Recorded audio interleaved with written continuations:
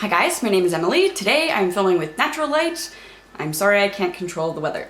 I'm also here to talk to you about the conclusion to the Bill Hodges Trilogy, End of Watch by Stephen King. I do have a review for Mr. Mercedes and a reflection on Finders Keepers, which are the first two books in the trilogy. I will leave links in the description box down below, and you can see awkward fetus Emily in her first year of BookTube reviewing this, and you can see a slightly less awkward fetus Emily reviewing this the year later. So in our third summer together here on BookTube, I'm reviewing End of Watch by Stephen King. This is the wrap-up to what's happened with Brady Hartfield, aka the Mercedes Killer, and Bill Hodges, a retired detective turned private investigator. This review may contain spoilers for the first two books because this is a conclusion of a series.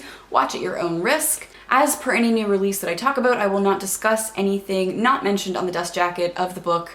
So if you consider the dust jacket spoilery, I don't know what you're doing here watching a review if you consider the dust jacket spoilery. So the plot of End of Watch is focused on Brady Hartfield. After suffering a brain injury, he is sort of vegetative, but he's slowly healing, and as he's healing, he's developed psychic powers. So he has the ability to move objects and to influence people if he can get into their mind.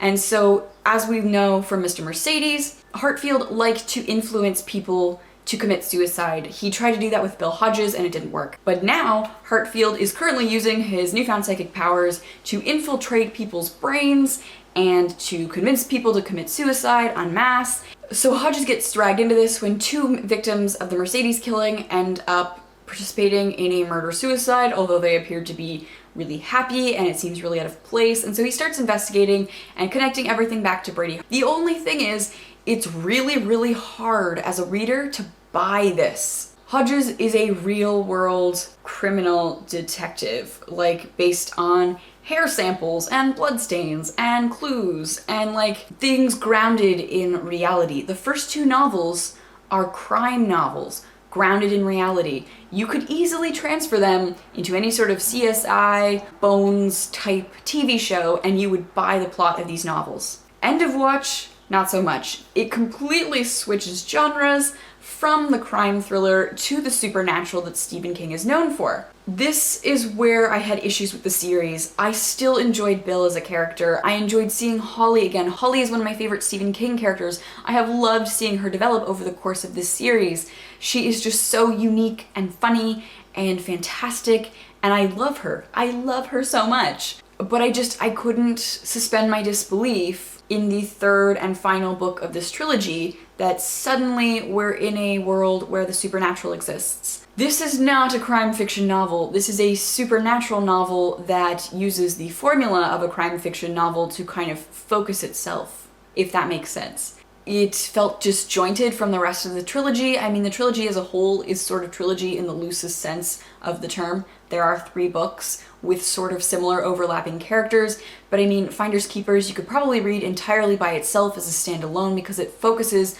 on a completely different set of characters, and Hodges and Holly only come in at the very end. And this one definitely feels the most disjointed because it breaks from the genre of the rest of the trilogy.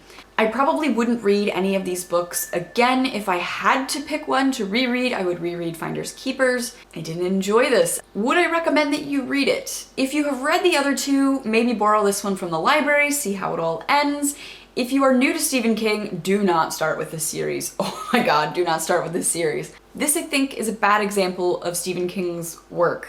If you are interested in hearing sort of a comprehensive review of Stephen King's earlier works, Alex from View from the Bar is doing a Kingly Endeavors project where he started from Stephen King's very first novel and is working his way through Stephen King's works. A lot of Stephen King's earlier novels are where I would recommend that you start. Although a lot of people have different preferences, I think the earlier novels really give you a good idea of his style and his interests, and I prefer them over a lot of his recent stuff. And I would recommend that you start there because that is what Stephen King is known for. Stephen King is known for his earlier works that deal with the supernatural, not so much his recent branching into other genres and polluting them with the supernatural. So I will leave a link to Alex in the description down below, and you get to watch him do some pretty hilarious and painful things over the course of his review of the Stephen King novels, and I would highly recommend that you check him out. Overall, I think I gave this book a 2 out of 5 stars on Goodreads, if that means anything to you. The series as a whole, I think I would give a 2 out of 5, just because it doesn't work for me as a series. I don't like that the supernatural came in at the end. Those are my thoughts on End of Watch by Stephen King. Let me know your thoughts in the comments down below. Have you read it yet? Have you read any of the other books in the series? Thanks so much for watching, and I will see you soon. Bye!